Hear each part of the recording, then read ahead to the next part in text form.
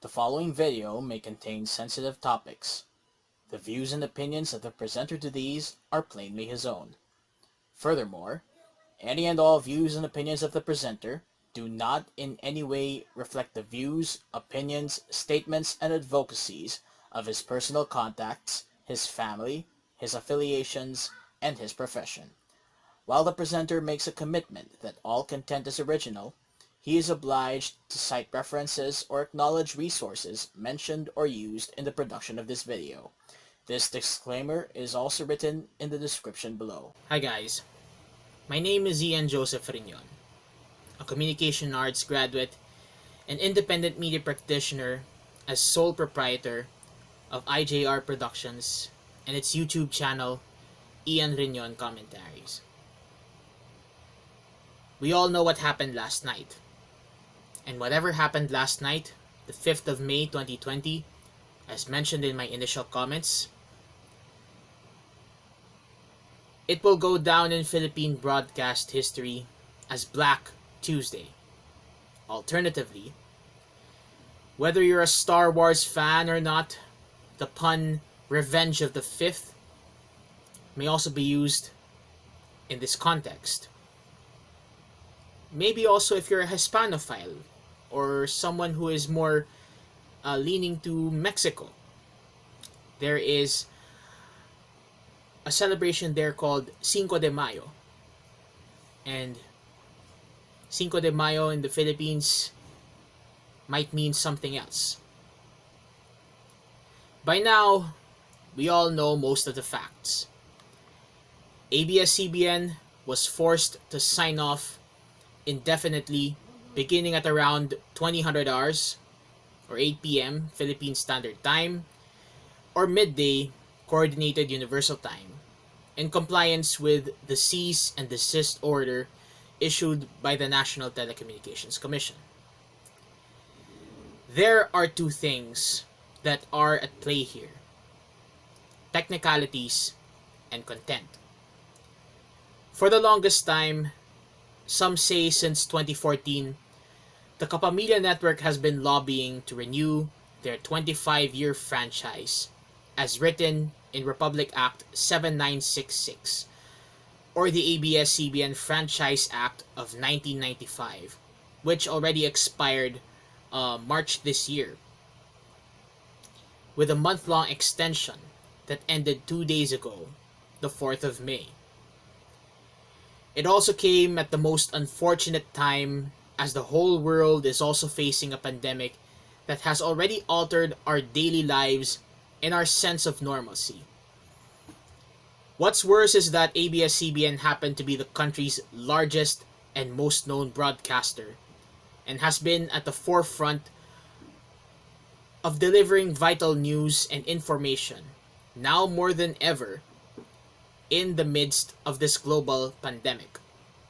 Suffice to say, it's either the legislature is not focusing too much at the franchise renewal, or that individual legislators are playing some cunning delaying tactics to technically get away with it.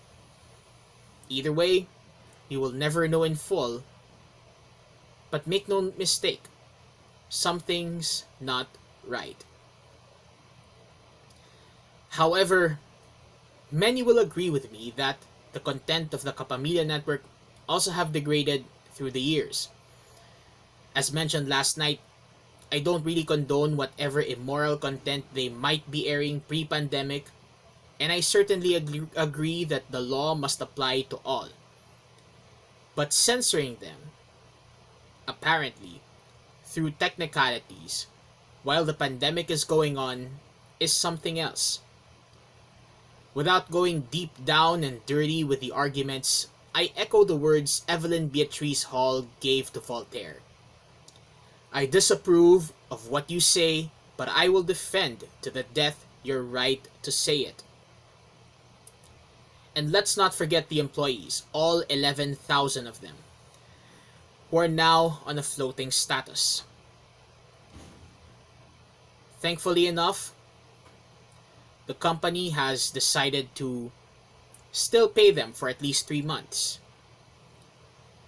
Full disclosure, at least a distant relative, and some personal contacts of mine, from classmates to friends and peers, are working with Channel 2 in one certain role or another.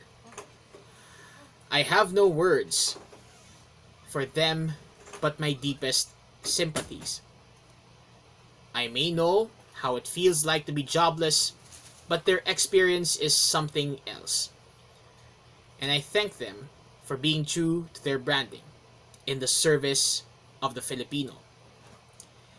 Even my contacts and classmates who work for the rival network, GMA, did not really milk this opportunity to raise their ratings, except for that 24 Horas interview that is a bit trending right now.